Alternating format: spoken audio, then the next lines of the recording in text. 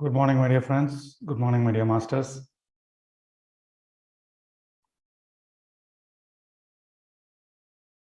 Welcome to day 9 of our 15-day breath by breath course. We hope the audio is okay. Wonderful.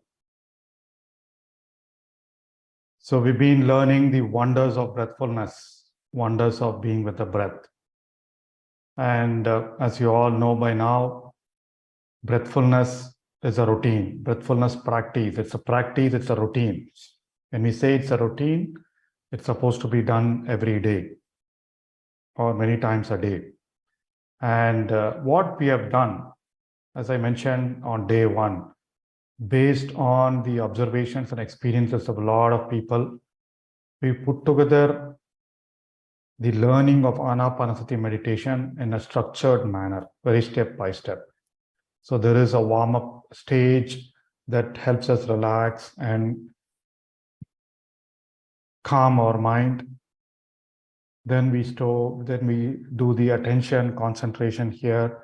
Then we are being aware of the full breath. And then slowly from a Tuesday, we will add the step 3, where we start flowing with the breath, just similar to what probably you did with body scan.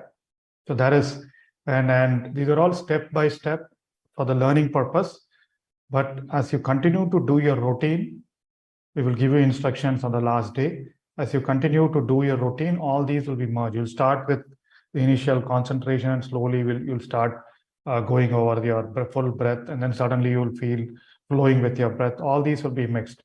So the middle stage of observation of your breath will be at random. Once you get hold of the concentration of focusing on your breath for a longer time. And then we end with appreciation and gratitude. We spoke about that.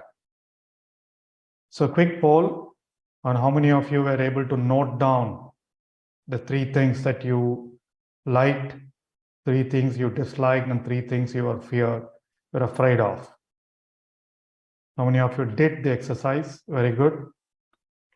I would suggest you keep that paper with you till the 15th.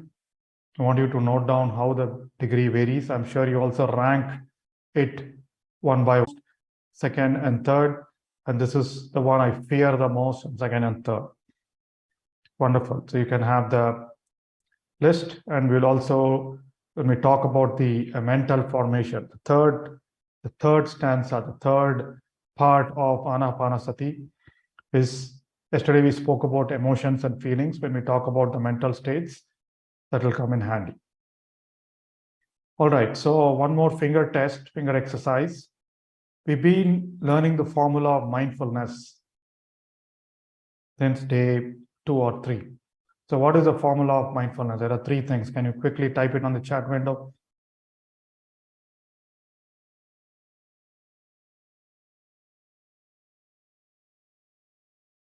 Mindfulness is a combination of 3 things. And we've been learning those 3 skills: acceptance, awareness, and attention. Very good. It's attention plus awareness plus acceptance. Right? So that's what is mindfulness. And those are the 3 skills we are learning in this 1 hour. Right? As I keep mentioning, I don't remember mentioning that here. So for us, this 1 hour of sitting practice is like a net practice for anyone going into a cricket game, or a practice session before someone goes into a soccer game. And we are trying to learn acceptance of anything that comes and goes. We are not fixated on this is how meditation should be. This is how my mind should be today. Yesterday was a wonderful meditation. Today also it should be the same. We are not fixating that way.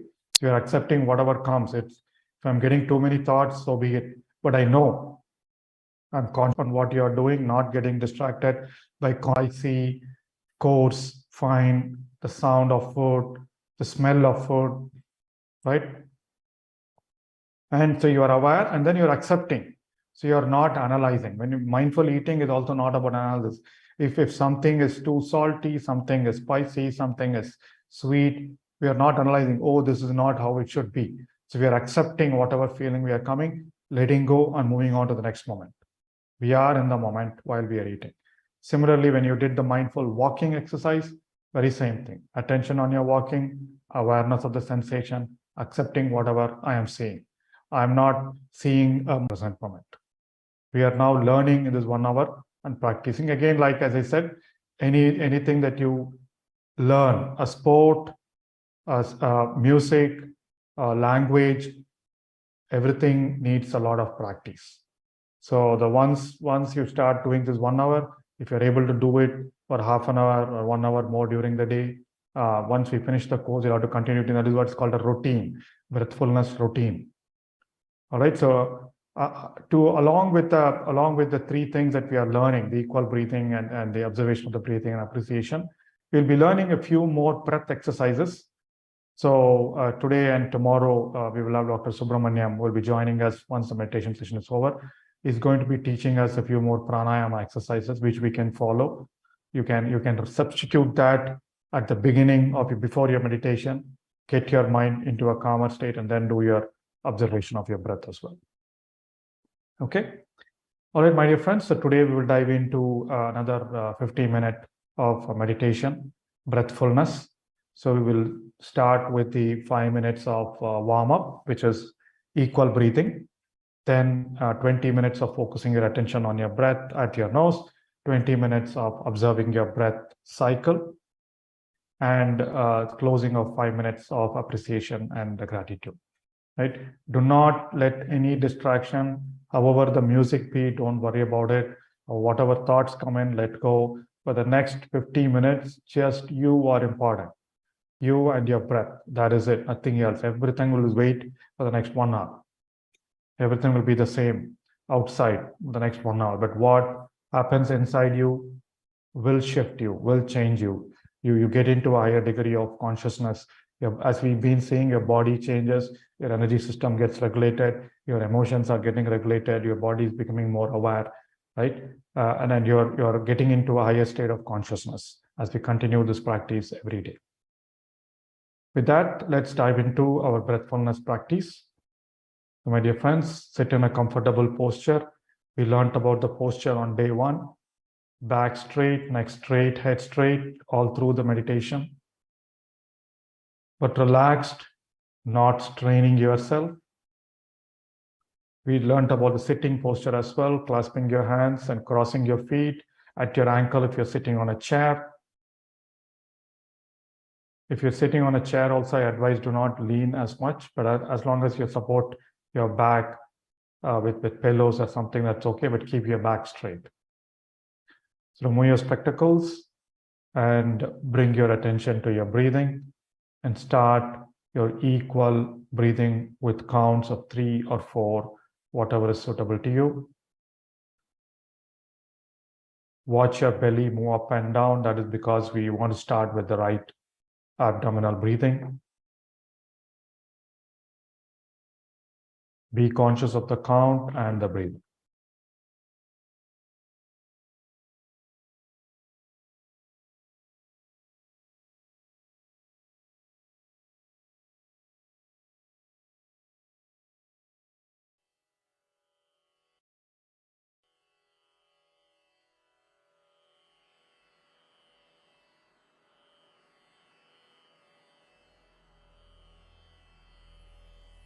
As you breathe in slowly and long, just count to 3 or 4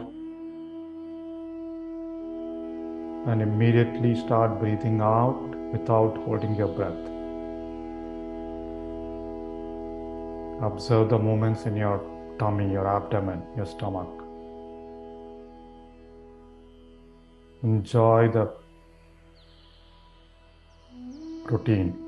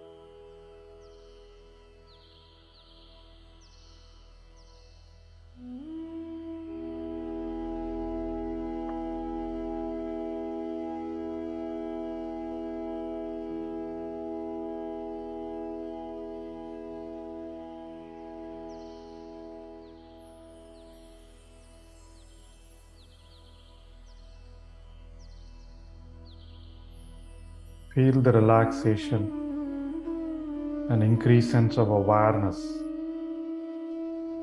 The slow, equal, long in-breath and the slow, equal, long out-breath brings you.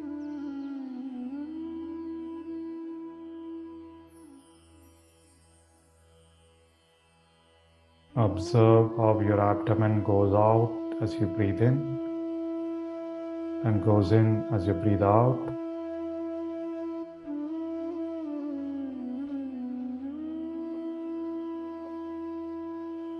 Do not take a deep breath beyond your comfort level.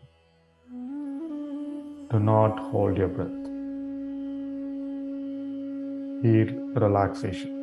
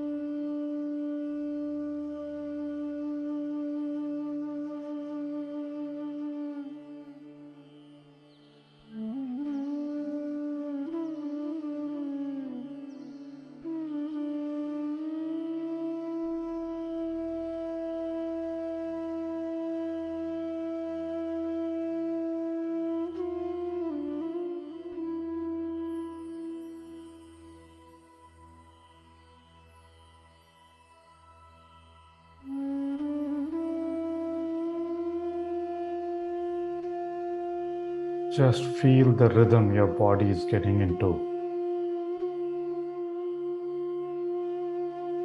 Feel the initial workout you're giving your nervous system and your respiratory system.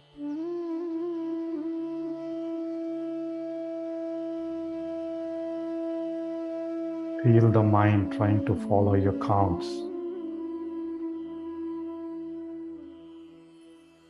If you're getting interrupted or distracted, you can resume your counting and your slow breathing.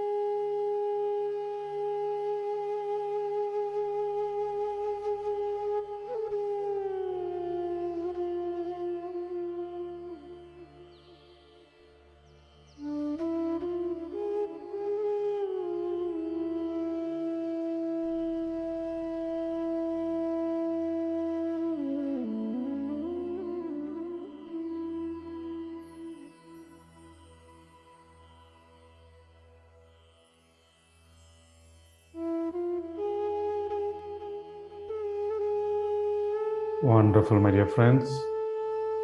Now slowly move into observation of your normal breath. Let go of your counting. Let go of your slow and equal conscious breathing.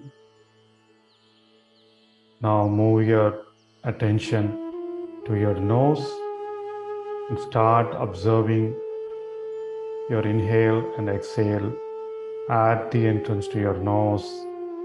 Feel the sensations at the entrance to your nose on your upper lip or inside your nose.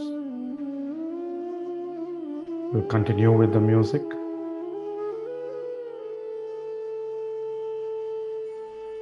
Let's develop the skill of attention and focus for the next 20 minutes. Feel relaxed, be relaxed.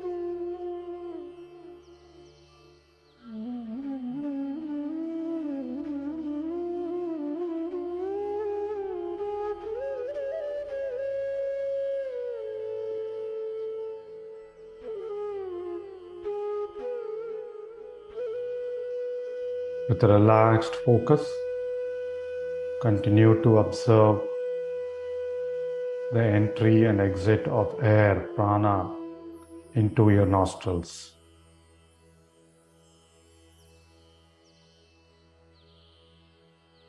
Nothing else should be your focus. Just your nose and the feeling of your breath and the feeling of any sensations due to your breath at your nose.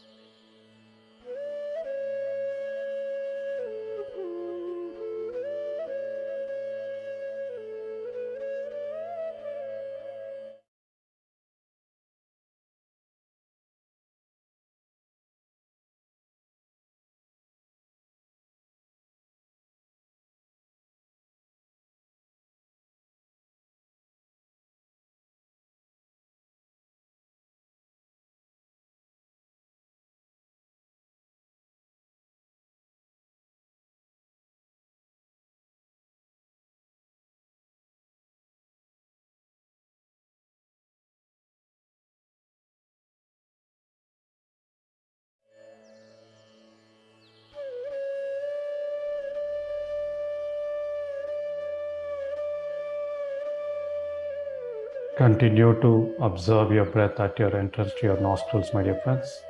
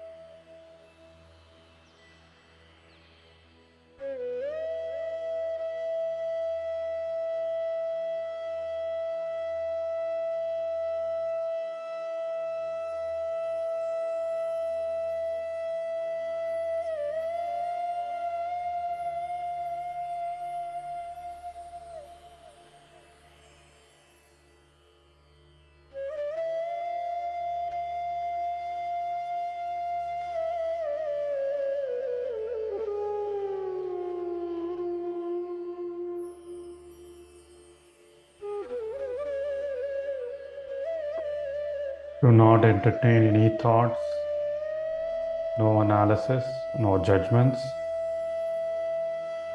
Every time your attention gets distracted, recognize and bring your attention to your breathing at your nose.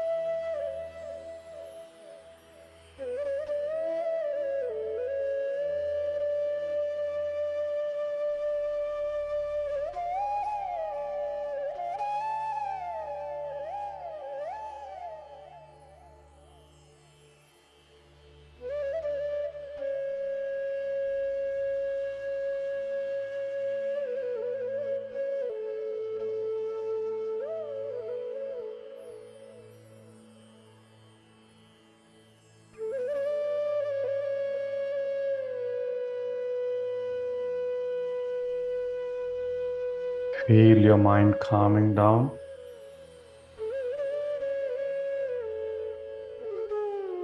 Feel the joy of concentration as you tend to focus more and more at your nose. Observe your breathing for longer times.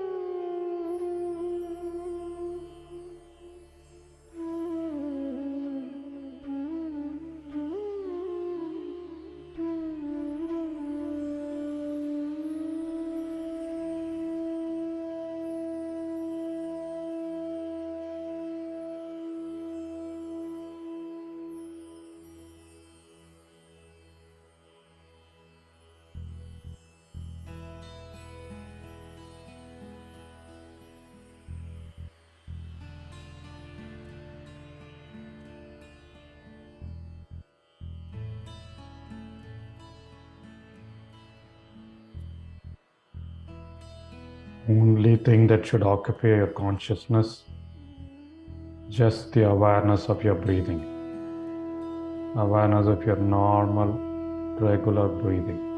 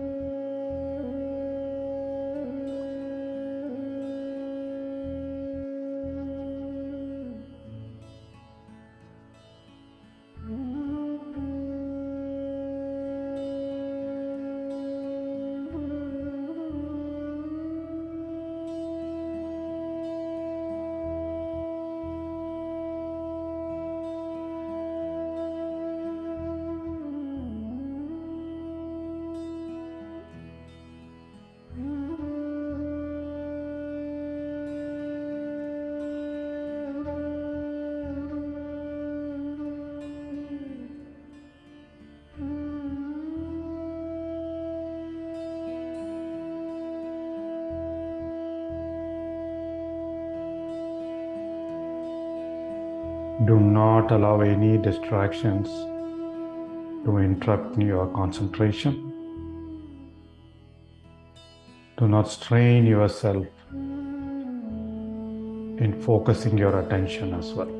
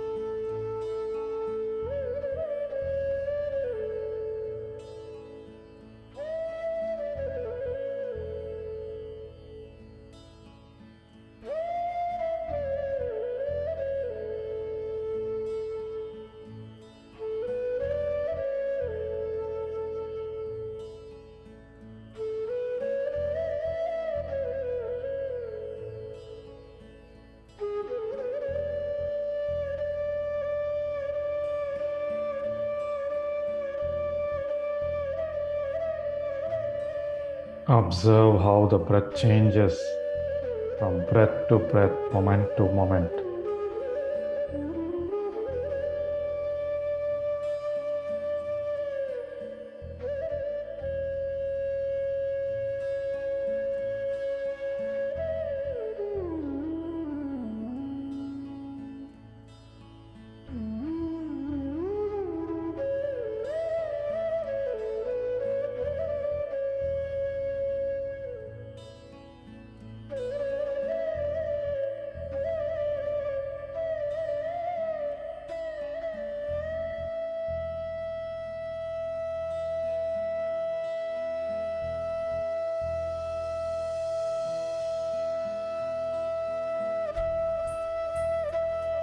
Continue to be with your breath at your nose, my dear friends. 5 more minutes of this attention step of observing your breath at your nose.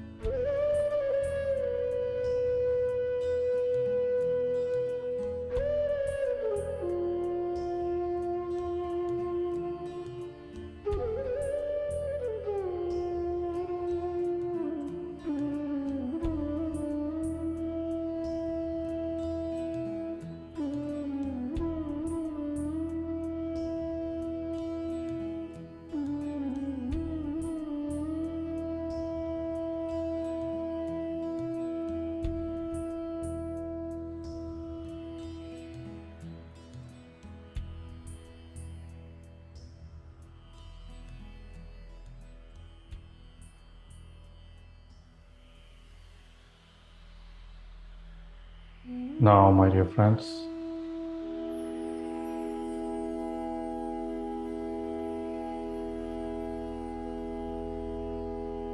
last 1 minute of observing your breath at your nose.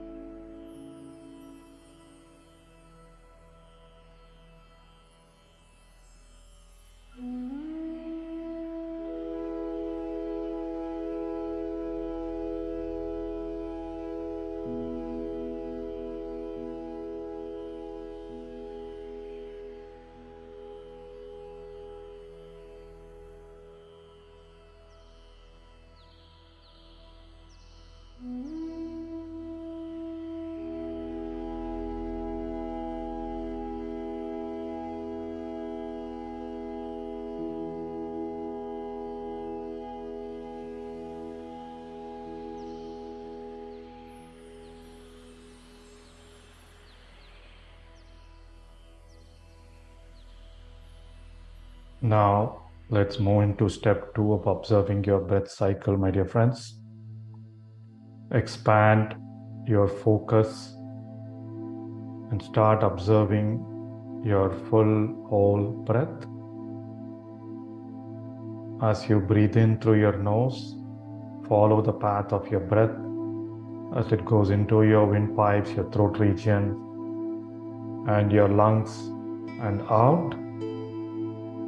As the breath follows the path, you will observe sensations and movements in different parts of your body. So observe the movements and sensations due to your breath in your throat region, your chest region, and the movements in your stomach. Follow the breath very closely.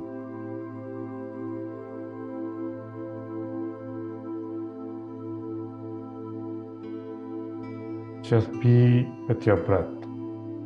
No other thoughts, no other distractions. The next 20 minutes.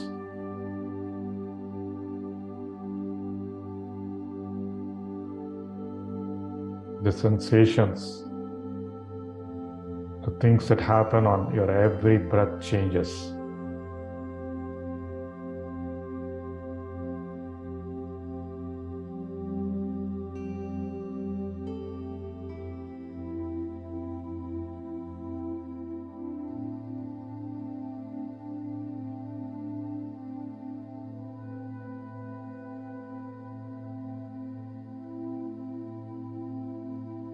Be in a relaxed, curious, joyful mode as you observe your breath closely, as you trace the path of the full breath.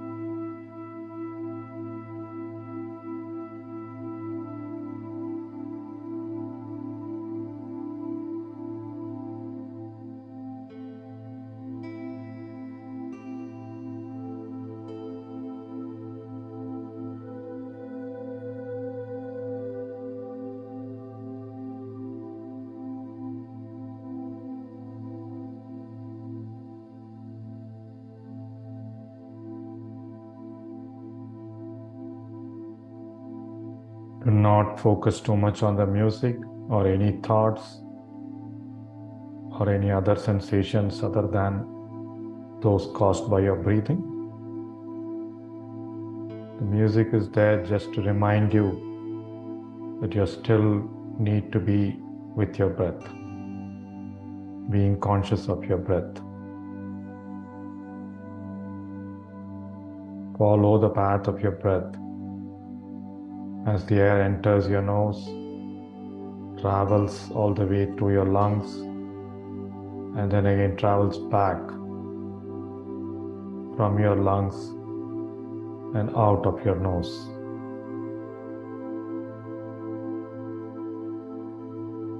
The trick to avoid mind wandering and thoughts is to observe all the movements and sensations just because of your breathing. Nothing else. Enjoy being with your beautiful whole breath.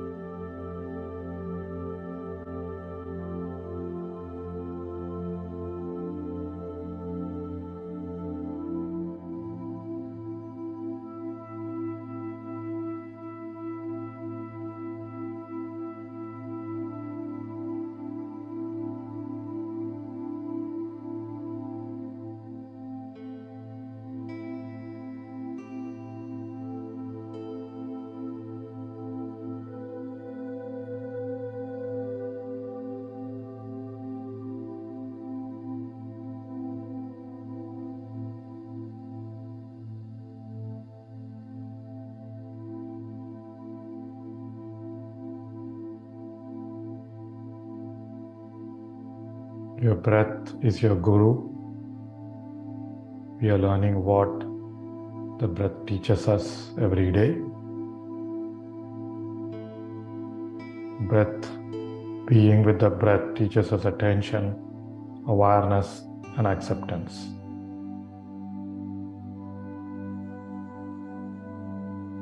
Pay attention to your in-breath and out-breath. Be aware of all the sensations and movements due to your breathing, and accept and let go whatever feelings or thoughts that are coming your way as you are with your normal, natural, full breathing.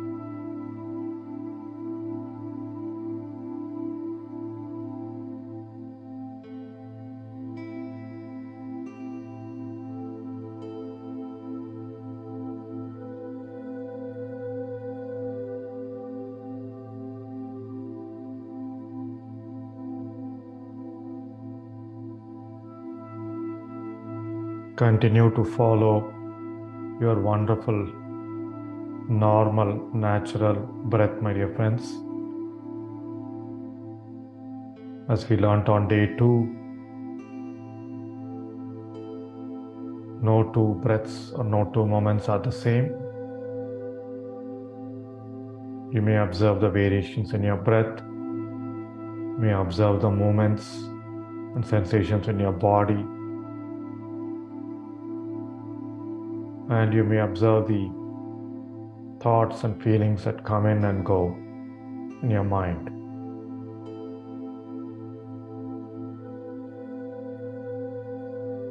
We are becoming more aware and accepting of whatever happens with every moment of breathing.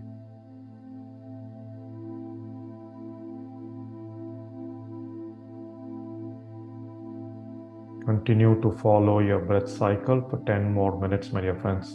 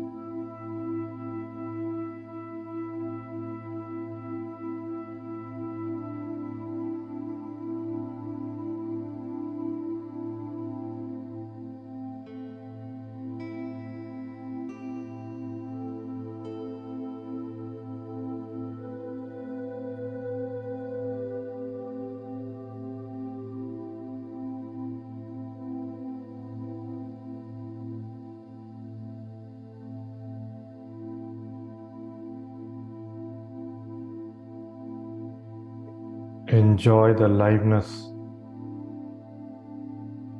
of breathing. Enjoy the relaxation of your body.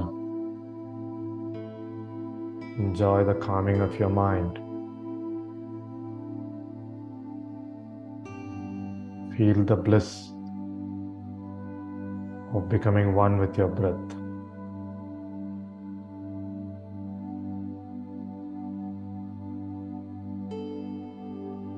Do not give time and energy to thoughts and other distractions.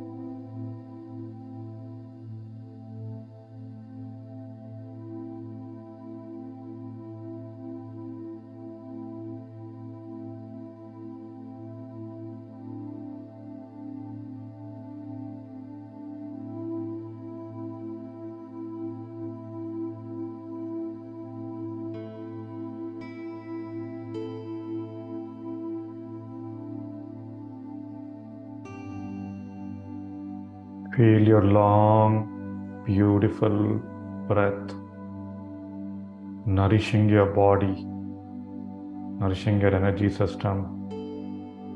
As it smoothly enters your nose, travels all the way to your lungs and back. As it does smoothly, continue to be with all the moments and sensations happening in the moment.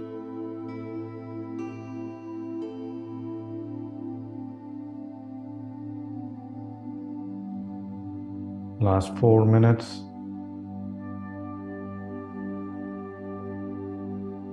Of paying full attention and awareness to your complete breath cycle.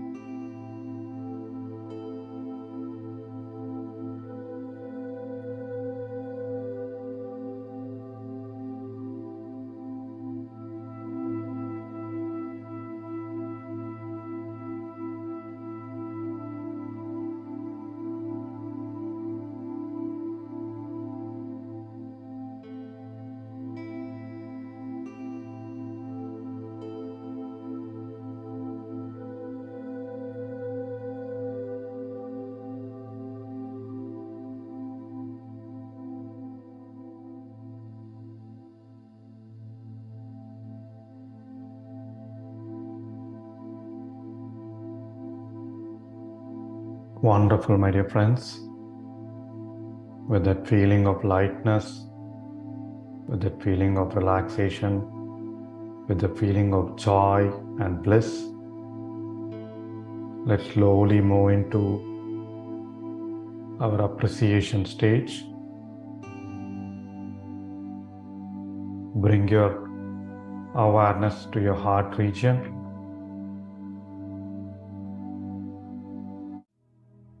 And express gratitude to yourself and your experience during today's breathfulness session.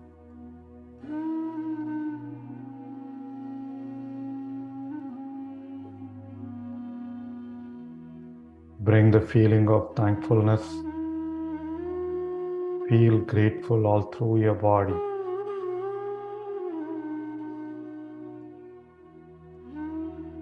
For your intention, for your effort, for your time and experience.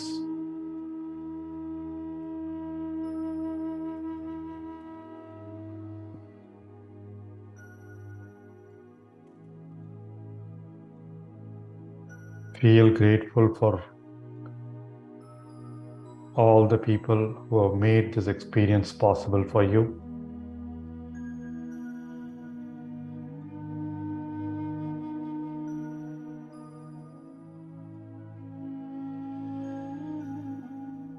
Now, recall 3 things from the last 24 hours and express gratitude to the person, thing, or incident that you made that made you feel happy, made you feel joyful, made you feel thankful. Bring each one of them into your mind and express thank you.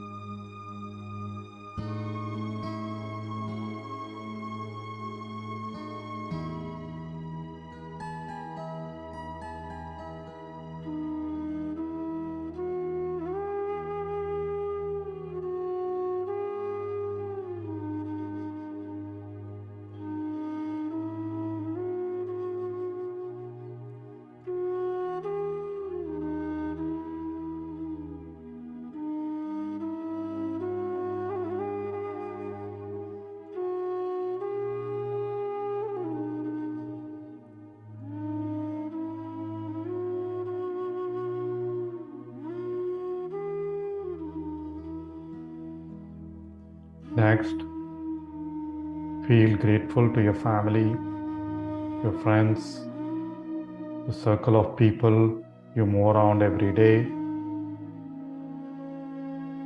Express gratitude from the bottom of your heart to each one of them who make your life lovable and livable.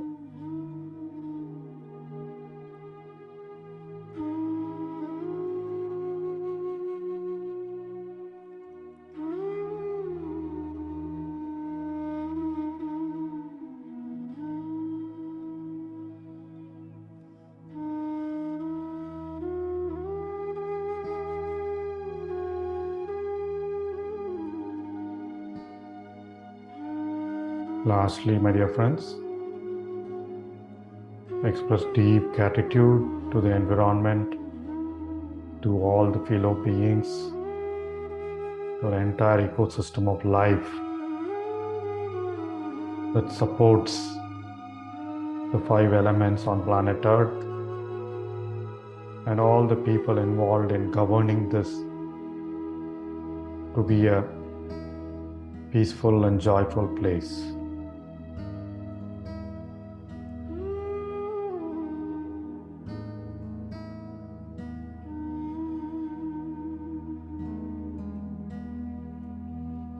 With that, my dear friends, we come to the end of today's breathfulness session. Slowly relax your body, become aware of your shoulders, your neck, your head. Become aware of the room you are in. Could you relax your legs? Relax your palms and fingers. unclasp your fingers and place your palms on your eyes for a few seconds. You can open your eyes when you're ready.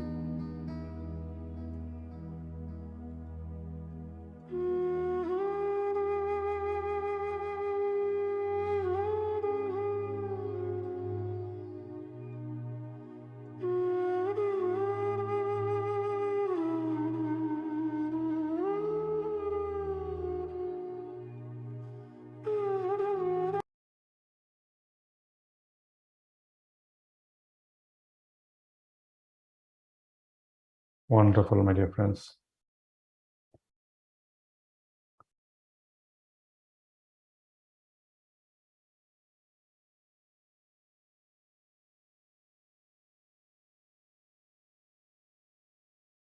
Excellent. So I hope all of you had a good, relaxing, blissful 50 minutes of being with your breath.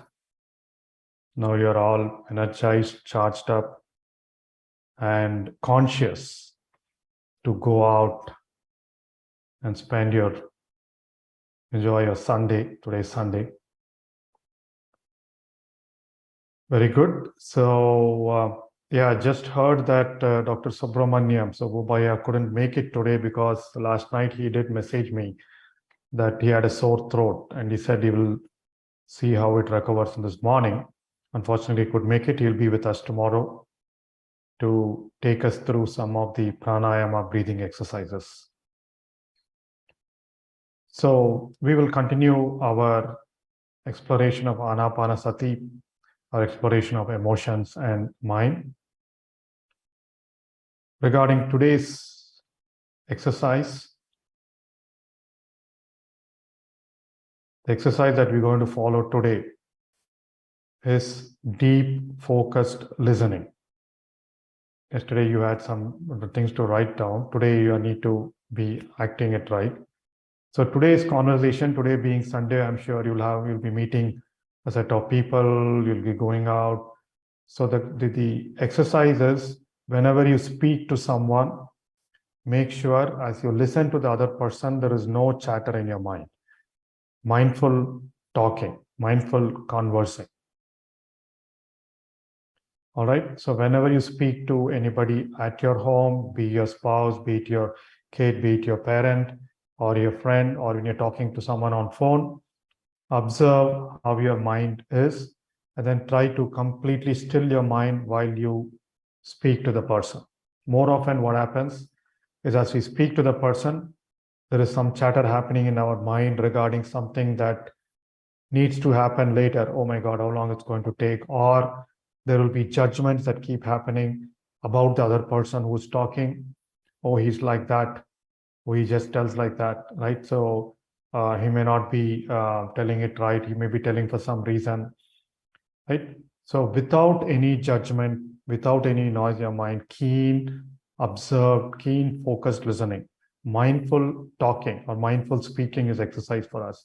And similarly, you will notice when you are in that state of mind, when you are listening to someone completely deeply, your responses will be spontaneous. You don't need to think about, oh my God, what am I going to tell him, right? So your responses will be spontaneous and right.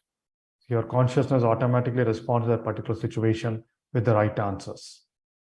So please practice mindful speaking and listening today. And we'd love to hear your observations tomorrow, or you can just type it on the Telegram window as well. All right. So with that, let's quickly cover our next topic.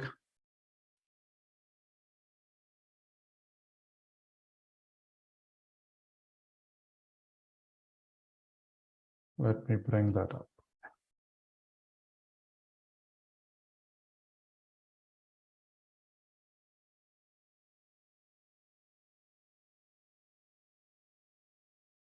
Yeah, see. So the next wonder of our breath is exactly what is the exercise we are planning to do today. Right? Breath allows you to silence the mental noise. So like Buddha said, first become aware of your breath and body, then become aware of your emotions and feelings, and then moving on to being aware of the mental noise or mental chatter. In a couple of days, we will go back and relate to our beliefs and attitudes that have resulted in the three things that you wrote yesterday, right? The like, dislike, and fear. So breath, being with the breath, brings you into the present moment and allows you to silence the mental noise. There is a lot of research done which says at any moment of time, our reality is driven primarily by our subconscious mind. At any point of time, the thoughts you keep getting in your mind, only 10% are conscious, whereas 90%, all the thoughts that cause the judgments in you, that cause the different feelings in you, the fear in you, the likes in you, the dislikes in you, is because of your subconscious mind. 90% of our bandwidth of thinking at any moment is occupied by subconscious thoughts or subconscious information, whereas only 10% we are being input by what is happening in the moment. For example, when you did your mindful eating exercise, that's exactly what used to happen. When you don't do the mindful eating, as you keep eating your food, you don't feel the taste. What is in front of you occupies only 10%, whereas the thoughts, the conversations, the judgments about the food, and what you need to do after your food is what occupies, that comes automatically the 90%. As we increase our mindfulness, this particular proportion keeps varying, right? And the reason for that is our feelings, right? We have a feeling tone of pleasant and unpleasant that condition the mind, right? So just like breath nourishes and conditions the mind, our feelings our breath conditions our body, our feelings condition the mind. If you look at it at any point of time, if you're feeling happy, you get the right good thoughts about some person, some people, right? You're able to receive things as really. But you're feeling angry, you're feeling sad, you're feeling tired, you're feeling exhausted, you're feeling frustrated, very similar thoughts come in. And that's a loop, right? I mean, as you feel bad, you get thoughts that reinforce that feeling, because that is the neuroscience loop that happens, right? So your body wants to get used to that feeling, your mind gives you more of the feeling. So feelings condition the mind, and that is why Buddha said, the feeling of pleasantness, unpleasantness, anger, like we saw yesterday, is really important for us to be mindful of. Once we change that feeling, your thoughts also change. The act of feeling things fully, mindfully, is what keeps them from conditioning the mind. In the Buddhist scheme of things, feelings make the world go around. We spend our whole lives trying to pile up good feelings and avoiding bad ones, right? It's not necessarily the thoughts. The thoughts cause the feeling, but because we like the feeling, we're still getting the thoughts, right? In the face of neutral feelings, we are okay. We get into some imagination and fantasies, but our feelings go around. The problem is that we become slaves to that process, and feelings have a wide range of thoughts that power the feeling. For example, your feeling of satisfaction happens when you finish a job. If you like the feeling, your body is thinking that is the feeling that I like, then immediately having that cup of coffee at the right time gives you the sense of satisfaction. Similarly, talking to the person you like or love gives you the feeling, that satisfaction. The feeling is the same, but the thoughts and actions could be varied. That is why they say, I mean, even if you change your thought, but not your feeling or your vibrational level, you'll still get other thoughts which still contribute back to the same feeling, right? So we don't look closely at the feelings that stimulate the reactions, right? They elaborate themselves into the moods, emotions, a sense of self. So you grab the things that make you feel good, you grab the person that makes you feel good, and you grab the things and you avoid the things and people that make you feel bad. So that is what happens due to feelings. And as I said, mental process is nothing but the feeling plus a story, plus a perception, right? And the way to calm the mental process, Buddhist literature defines this as mental processes. It's not just a thought. It's a feeling, plus an emotion, plus a thought, and then results in some behavior. It's all the process. A feeling arises, and using conscious breathing, again, the importance of breathing, allows you to stay with the feeling. You stay with it, you let it be, accept it. And then conscious breathing and mindfulness take the power out of the feeling so it doesn't condition your mind. Yesterday, we saw the loop of emotion, mind, and feeling. So the moment you're conscious of your breath, that loop gets cut. You feel, okay, so there is something that makes me feel good or bad. Now let me observe what it is, let me analyze what it is, and then you change the feeling. Otherwise, what happens? That loop becomes very serious. And here is, yesterday we spoke about Mano, Buddhi, Ahamkara, right? You're the ego, the intellect, and your senses.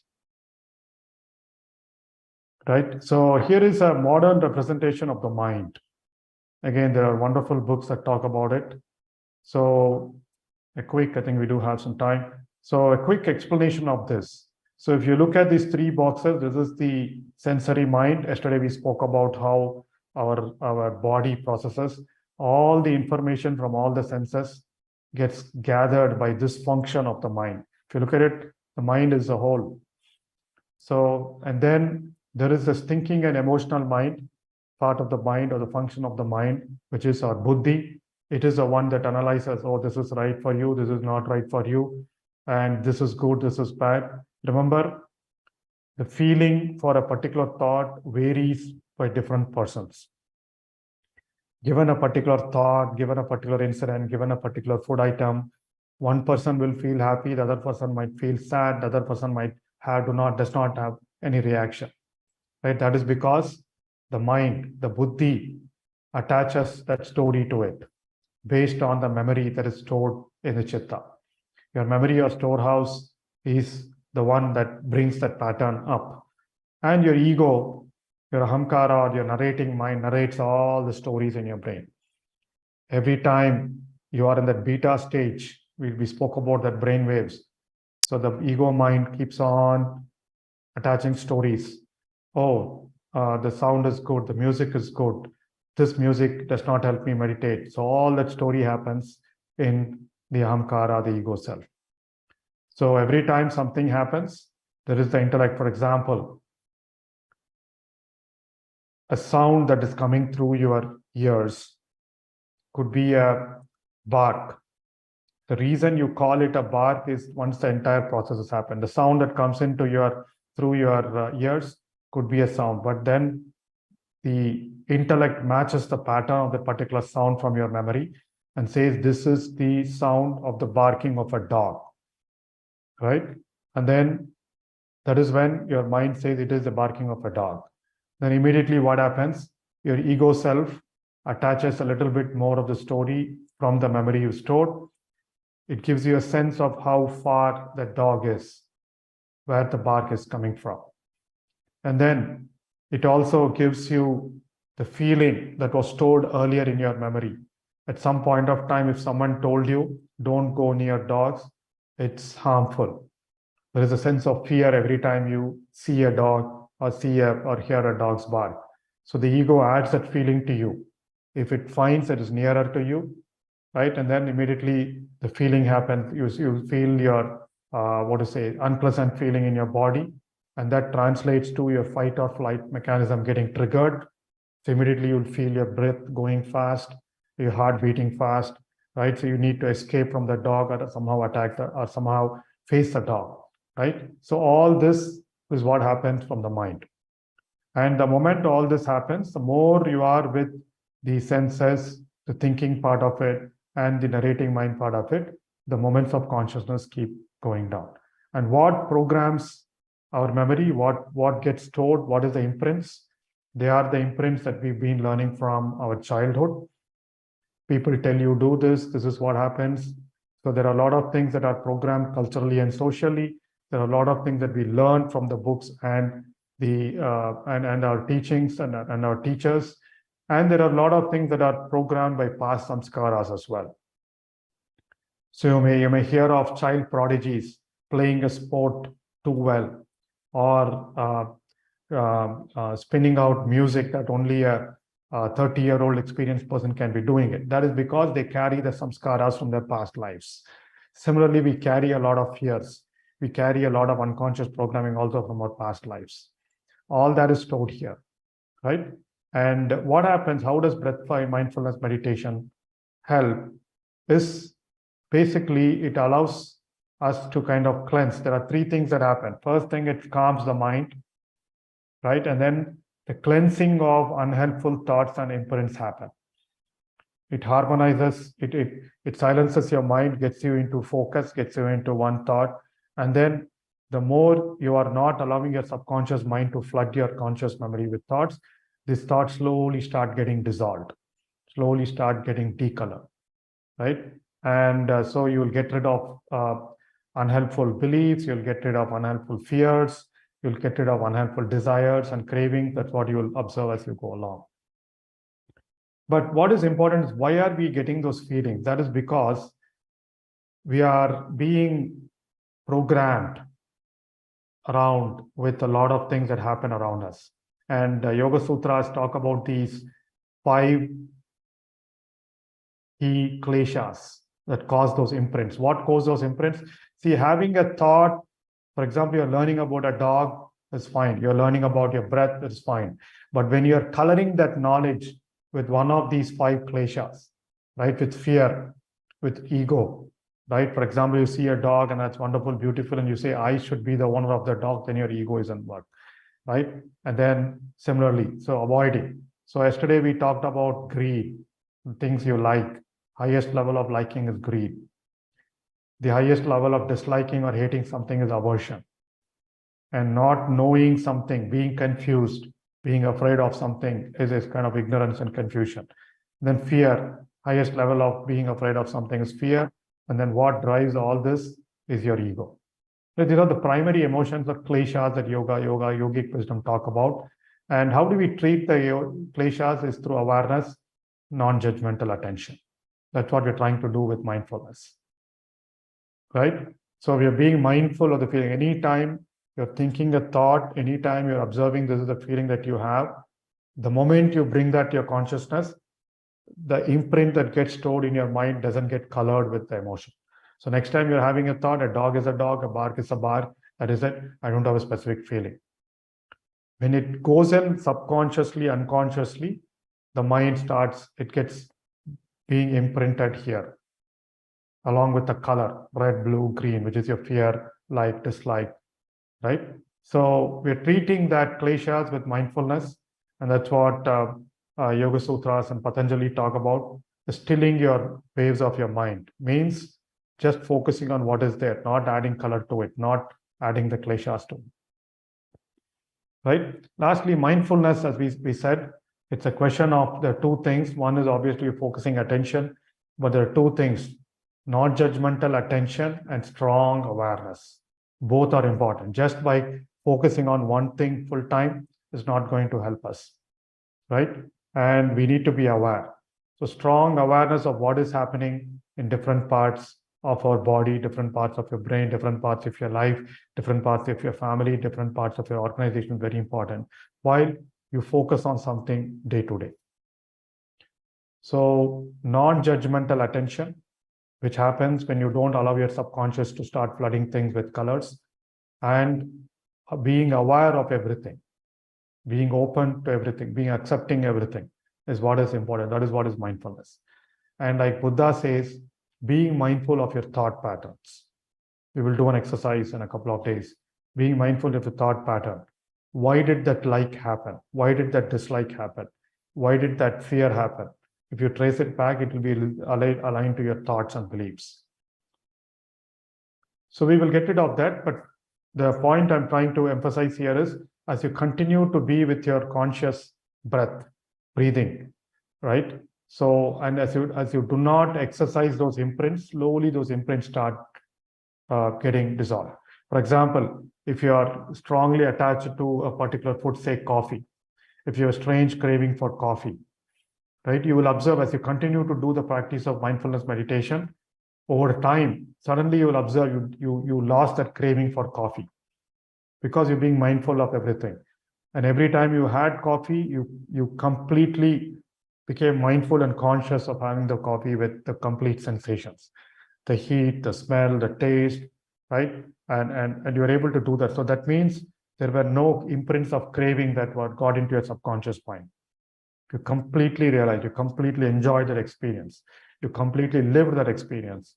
There's no baggage left, right? And over time, you'll say, okay, coffee or not, doesn't matter, right? You don't crave. So those cravings, those fears, those unconscious, subconscious beliefs that do not help you slowly vanish as you continue the practice of breathfulness meditation. So two things that happen. One, anything that gets stored in your psyche gets cleared. And second thing is you don't add to that baggage. You don't add that baggage because you're being mindful of every moment. So that's what happens in our mind. That's what happens. So in a couple of days, we will learn more about the mental thought. How did it construct? How did that thought becomes an attitude and it became a belief, it became a trait and became your character, right? So there are multiple steps that happen. Slowly we will decipher that and we will deconstruct that. But nevertheless, the key point is being mindful of whatever happens every moment is the one that avoids that pain of being associated with a like, dislike, and fear. And avoiding pain obviously translates to better health, better concentration, better use of your intuition as well. All right, friends. So with that, we will. That's just a brief overview of how being aware of the mind, how breath allows you to be aware of your mind, and how being aware of your mind allows you to stay healthy, creative, and productive. And today's exercise is going to be very interesting for you because one of the tough things for us to do is, especially when there is some other thing interacting with you, and that is when you do the mindful talking, mindful listening, and responding. So I would like to hear from you tomorrow and day after on how your mindful listening help. You can practice all the mindfulness activities every day, though it's not given to you as an exercise. All right. So with that, let's open up for any questions and sharing. Please feel free to ask questions regarding your meditation practice. In fact, I would love to know how the 2 steps of observation are going on with you. The concentration, we've been practicing that for the last 9 days. Concentration, paying attention at your breath, at your nose, and also following your breath. Following your breath, are you able to do that well? Are you able to be mindful of your entire breathing? So I'd love to know if there is any doubts that you want me to clear, we can do so as well. Let's take the question from the chat window first. Whenever I go a little deeper in meditation, I observe the length of inhaling and exhaling is very short. Is that okay? Yes. So you'll slowly observe that because, as I said, there is an inhale part, there is an exhale part, and there is a gap between the two. So slowly the gap keeps increasing, right? And as long as you're feeling comfortable and relaxed, that is fine. Your breath shorter, and the rate of breathing will also become shorter or slower. Sorry. Any other questions? So we have 2 gentlemen raise their hands. We'll go with Sudhakar, sir. First, please. Good morning. Good morning, sir. Sir, if I want to do long meditation instead of 50 minutes, say example 1.5 hour, 2 hours, what is the pattern of that? We are observing 20 minutes breath here and 20 minutes for breath long. So how to increase that span, that instead of 50 minutes, I want to do 1.5 hour, 2 hours at a time. So how's your focus, sir? Are you able to focus for longer time on your breath without your mind wandering and thoughts? Yes, I am increasing. Actually, I am doing now. I am increasing that. How to Very good. Go for 1.5 hour, 2 hours? Yes. Please. So for beginners, the ideal instruction is 1/3 of the time, right? So if you're trying to do 1.5 hours, 30 minutes of focusing on your breath, developing attention, 30 minutes of your breath cycle, and later 30 minutes you will start following the body. But for longer meditation, if you are able to observe your breath for a longer time, you can do the attention part for 20 minutes, Okay. right?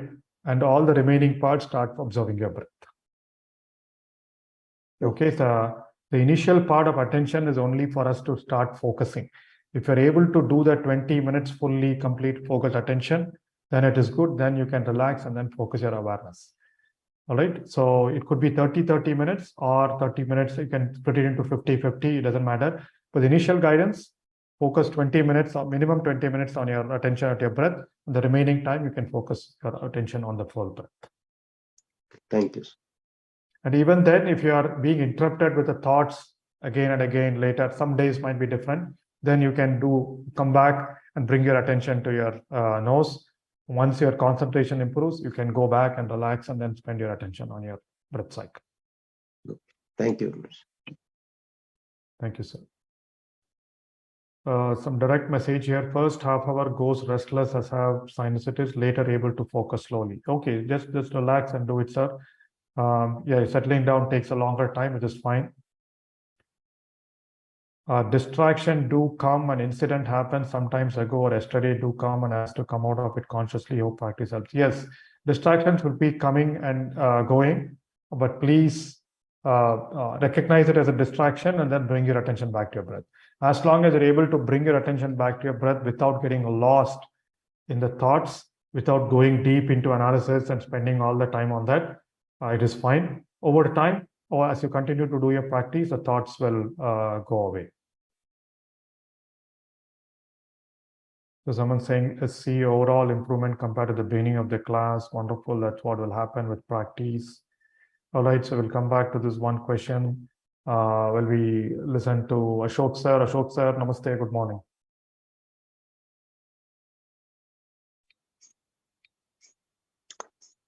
Thank you, sir. Thank you. Very, very good morning, sir.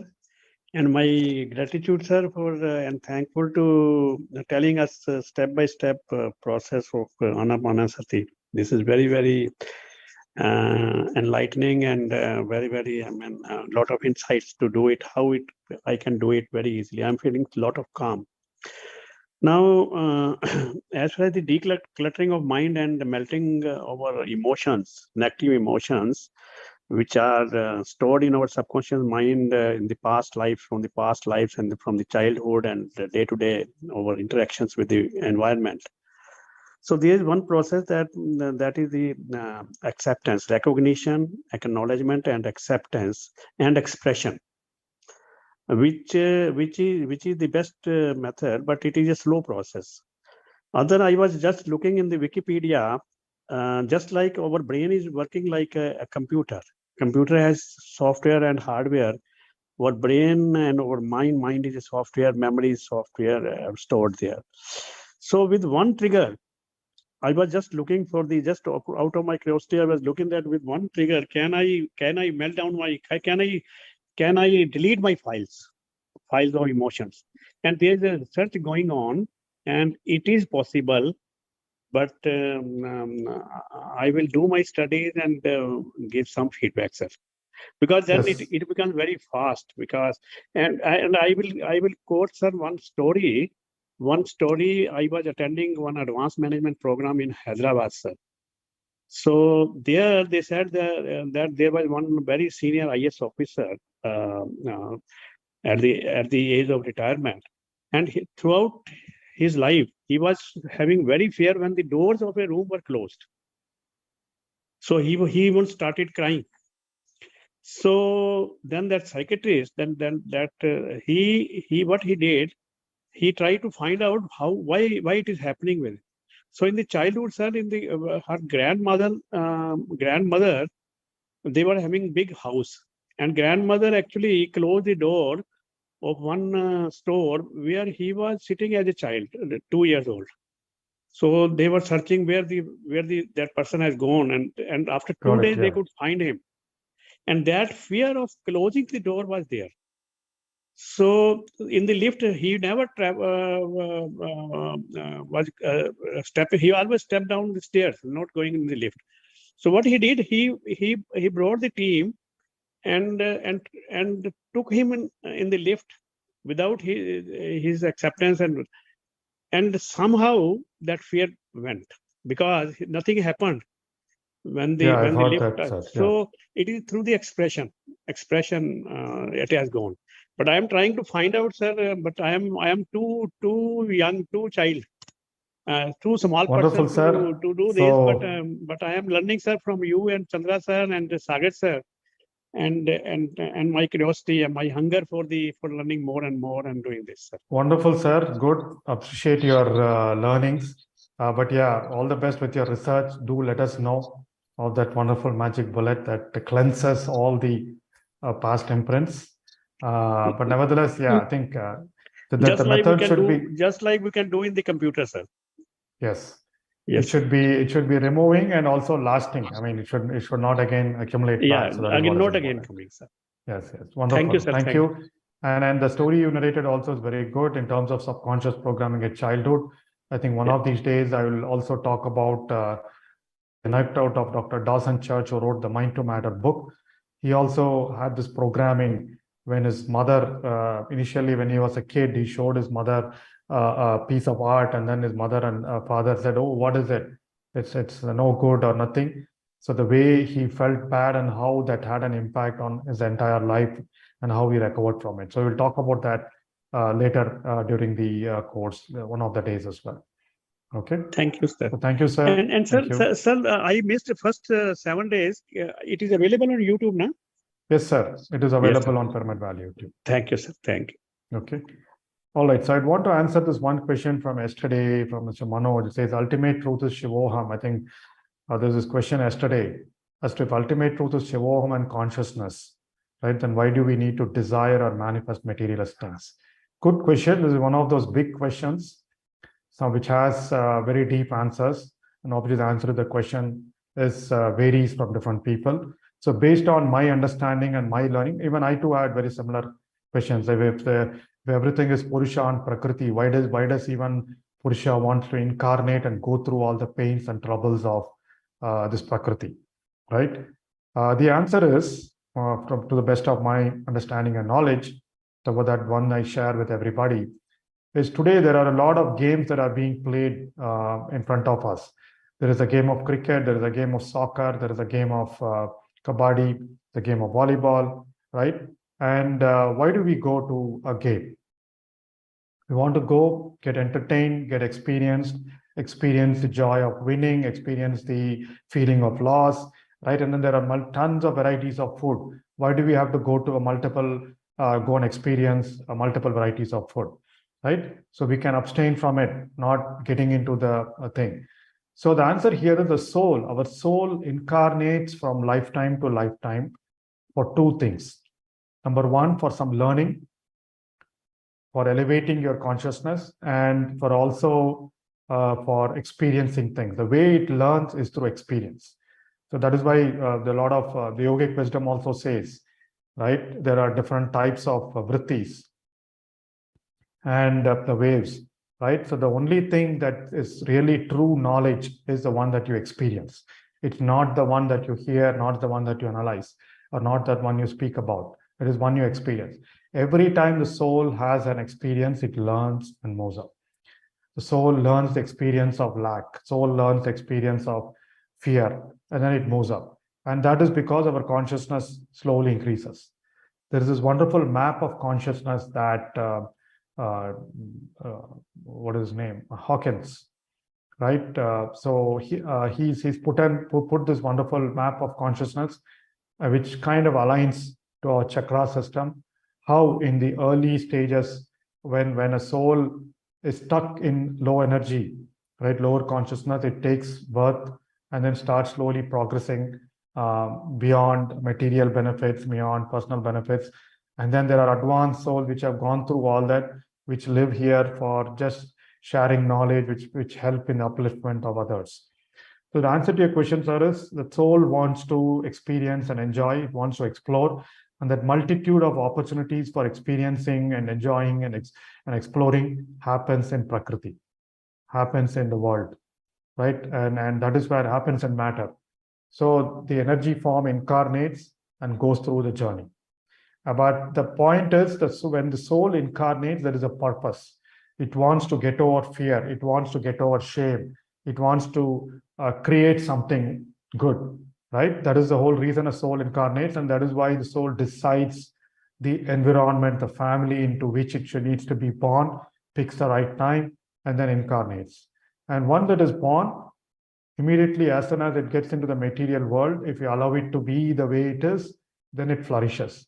But unfortunately, due to social programming, conditioning, there are a lot of things. The soul knows that it will go through all this, but unfortunately, we lose that awareness. We get lost in that programming.